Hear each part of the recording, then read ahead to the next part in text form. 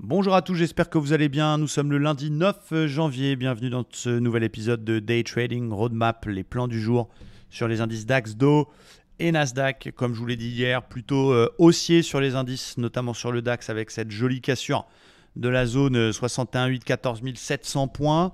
Alors, ça prend son temps ce matin, ça se réveille un petit peu tranquillement parce que vendredi, on a eu quand même un très gros pump avec les NFP et je pense que le marché attend d'y voir un peu plus clair. Il y a l'inflation jeudi, l'inflation US qui va évidemment être majeure. Et voilà, ça se réveille, Wall Street est encore en train de dormir. Donc c'est plutôt calme ce matin. Mais j'ai plutôt un biais haussier avec cette vague de hausse, cette conso, cette cassure par le haut, cette cassure de l'obstacle 61,8 et zone en rouge. Donc mon plan aujourd'hui, ce que j'ai dit aux membres de l'école, c'est attention quand même. On a quand même une petite divergence 4 heures qui n'est pas encore validée. Mais attention, elle doit nous inviter à la prudence. Les plus joueurs ont peut-être déjà tenté un achat sur la MM20 1 heure, voire sur le 61,8 un petit peu plus bas, pullback et daily. Moi, je vais être un peu prudent. Vous savez que je ne traite plus beaucoup de DAX.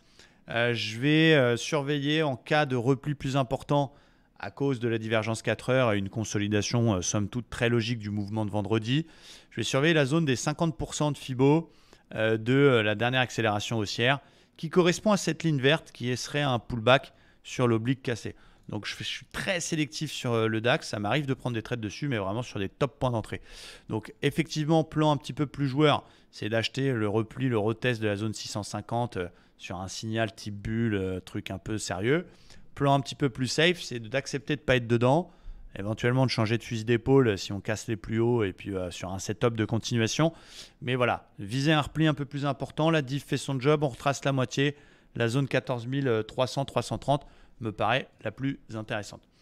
Du côté du Dow Jones, le Dow Jones, il a voulu sortir par le haut de sa phase de neutre, de range.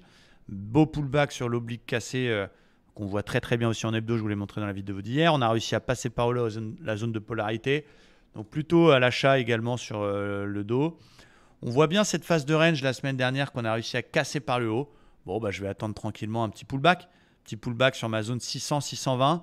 C'est mon plan préféré pour essayer de trouver un achat sur un repli.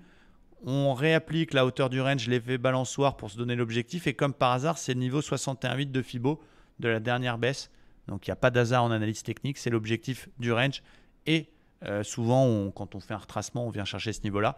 Donc voilà, je vais me contenter de surveiller un repli vers les 600-630. Celui qui me plaît le plus, une fois n'est pas coutume, c'est le Nasdaq. Toujours cette zone 10 800 qui tient. C'est aussi 61,8 de toute la remontada entre le plus bas du Covid et le plus haut historique. Zone support qui fait son job. Donc tant qu'on est sur un support qui tient, je serais plutôt acheteur. Théorie de Dow qui s'est retournée avec cassure du plus haut précédent, plus haut que le précédent. Attention, pour l'instant, on a une petite zone qui bloque les 11 150, 160. C'est un petit niveau qui a fait résistance, résistance, résistance.